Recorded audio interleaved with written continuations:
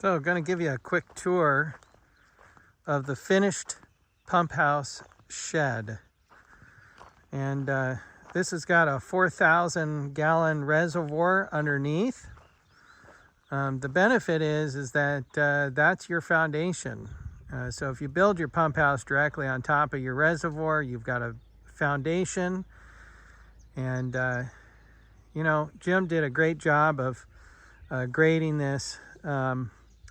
So unfortunately, we've got sandstone underneath this soil, and it only got built out, or excuse me, dug in maybe 2.5 feet, and we hit sandstone. So what we did is we tapered, he dug in and he tapered the little apron here on the, and that'll be cleaned up just a little more. And then of course, this has been tapered from the pole barn slab. So we've got a nice gradual look here going on, and it really fits in very nicely with the land.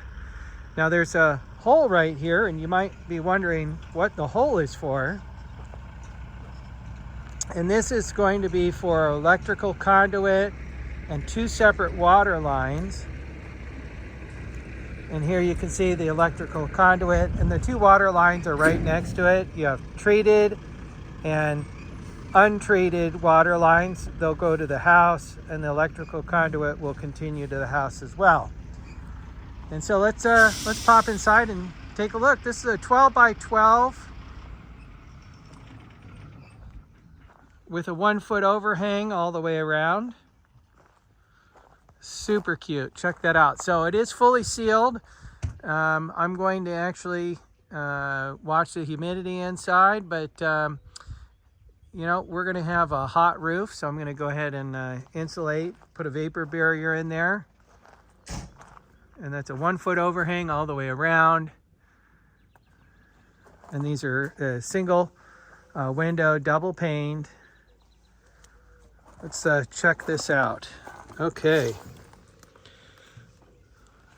So we're going to open the door here so you can see what's going on.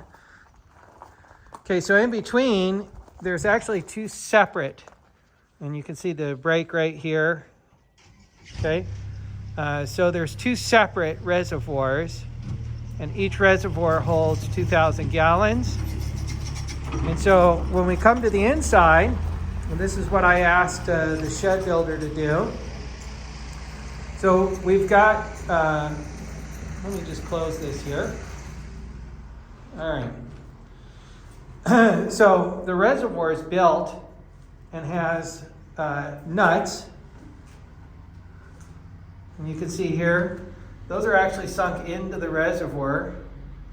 And those are bolted through in several places along the bottom plate. A little bit of shimming was involved to make sure that this structure is level. Not a big deal. That'll get filled in with a little spray foam to keep the critters out. But what he did is he used those nuts and created a nice transition between the 2 so that we don't get any critters in here. That's just pressure treated 2x4s and pressure treated 3/4 inch ply. So very sturdy, very nice, easy transition between the 2 separate. So we'll do a little bit more sealing. You can see that along the bottom plate here, this is where it had to be shimmed out. And again, we're just going to use a little bit of spray foam, clean that up a little bit, and that'll keep the critters out of here. No bird blocks intentionally. Again, this is being framed out with a hot roof. And bird blocks could be added very, very easily.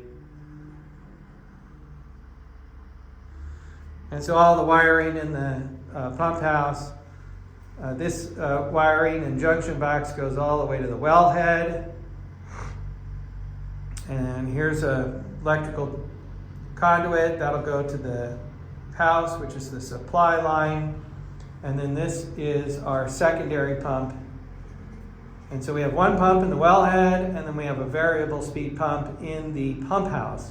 And so the module for that will be mounted right there.